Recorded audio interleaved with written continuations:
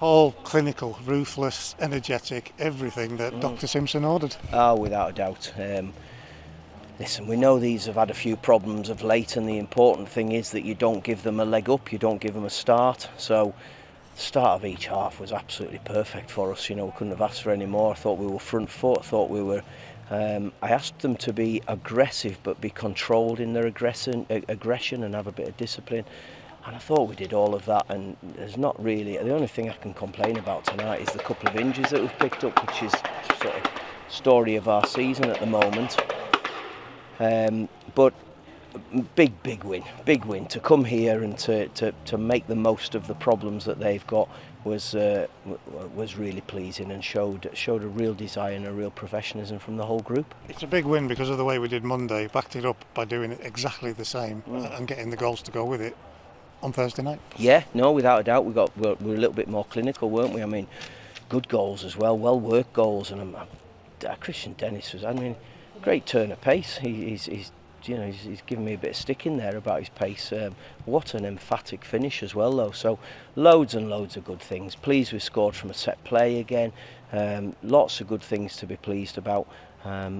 That's now 23 gone. We've just got to keep going and keep working to keep getting results. The set play and Moxie's goal, it's about keeping that ball alive, isn't it? Not just for the cross, but once you've got the header, get there, get on the end of it, as Mogg showed. Yeah, no, that's what we've said all along, is that if we can't win the first contact, or if we can't score from the first contact, make sure that we keep the ball alive. And to be honest with you, in our pre-match video that we showed yesterday, it was something that we showed that these have been vulnerable from set plays, and they have got some big lads in there who can win that first contact, or a keeper who can come. But if we can keep it alive and get something on a second, it's really important, and that's what we did. And we had good delivery again from set plays. We had people who were in and around in the right areas. We managed to stick it away. It'd have been wonderful if Dev if that had just bounced under the line and not back out. But I can't really grumble tonight. It's been a really big performance that keeps us moving on. The clean sheet comes from the fact that we'd never really felt like we were going to concede. No, I don't think we did feel as though we were going to concede. Although they had the shot, there was the ironic cheers from the crowd. There was a shot early on from them. It was one of them games again where I thought the way that Crewe want to play, they want to try and build and get possession. I was comfortable with it again. I thought the boy on the wide on the left, Adji, caused problems with his pace and his direct play. I just thought we dealt with everything that they threw at us today, which is a really positive sign for us. You explained this before kick-off to Radio Cumbria, that the 18 selection tonight is because of what happened on Monday. Yeah, I went with the same 18. I had it in my mind as to what the subs would be as well. I always had this picture of Sonny coming on this right hand side and causing problems. I don't even know why, but I just did. It's just one of them where whether it was Sonny or somebody else, I have to say I made a mistake not having Joel on because of Jack Ellis coming off at half time with a sore hamstring. I made a mistake there, but hindsight's a wonderful thing, isn't it? I felt as though the lads on from Monday's game deserved to go again, and as I say, I had this thing in my mind that Sonny would be somebody who'd come on tonight and be able to cause problems down that right hand side. A performance like that's down to everybody. I want to pick one guy out, Callum Guy. He was after everything. If we lost the ball, he was the one chasing it down. Oh no, brilliant. And he was struggling with both hips were sore after Monday's game, but he said, no, I'm fit to train. Yesterday I'm fit to play, I want to play. Mox left the ground with a boot on his foot on Monday. He said, no, I'm fit, I want to play. They all want to play, they all want to be involved. I know there's lads who are on the bench who are disappointed. I know Joel sat in the dugout there with everybody. He's disappointed, and that's a good thing that we've got players who want to play, they want to be out there. The challenge for us now is to get a team that goes to Doncaster and makes it 3 wins on the bounce. You mentioned Jack Ellis. How bad is that hamstring? It's too early to say really, but he came off with a sore hamstring. I took Jack Stretton off as a precaution because of hamstring. Taylor Charters is hamstring.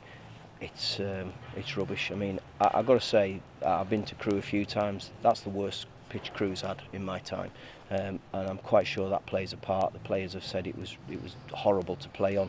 It affected the way that we went about it, in that we had to turn it round and just flip it in behind them and go and chase and work and make them make mistakes.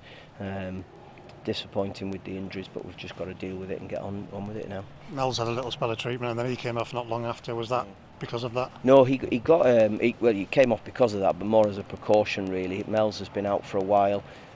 He got a kick that Chris said to me that he thinks it's going to need stitches in his shin. He said he was fine just with a bandage on it, but we think there's a possibility he might need to get it stitched.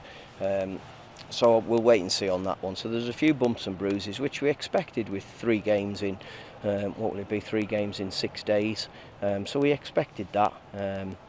We've just got to make sure we've got enough players to put an 18 out at Doncaster now. The rest of the division still playing. You wanted us to get to full time and know that 4th place was ours at the end of 2022. They did that. Yeah. I mean, I don't know what's going on around, but we've done our job. I always think if you do your job properly, the rest takes care of itself. And we've done ours right tonight. We move on and we're ready for the next one. Is there by any chance any news on Edmo?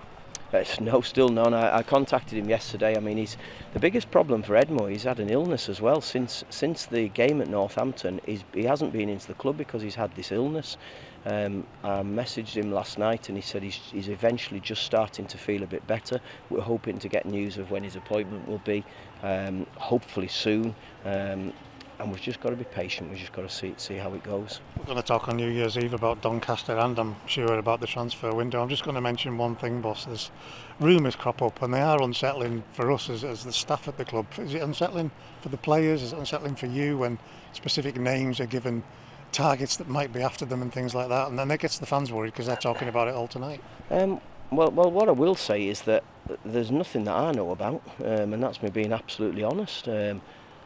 Probably a good thing why I don't read social media, because I'd maybe get as worried as you are, but all I can say is I sit here tonight and I've not had any phone calls about players leaving us. It's as simple as that. We've had lots and lots of conversations about players coming in to join us.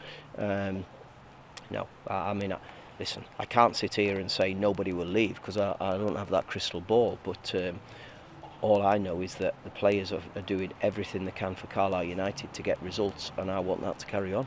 Finally, 820 odd, they never shut up, weren't they brilliant? They were absolutely fantastic, and there's no surprise to me. They've been magnificent since February. They've backed us everywhere we've gone, and you come out tonight and to see them all over there, and that's why I took the players over again to make sure they show their appreciation, because that's some going. To get that following on a freezing cold night to come down here is absolutely brilliant. So delighted for them. I'm sure it'll make it a real pleasant journey back up the M6.